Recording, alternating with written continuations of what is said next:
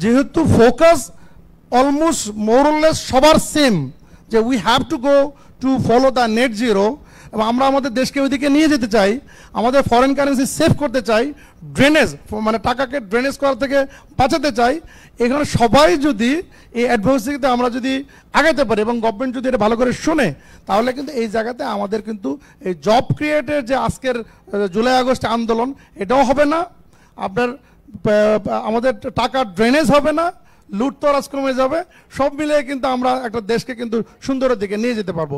ধন্যবাদ সবাইকে। ইসলাম।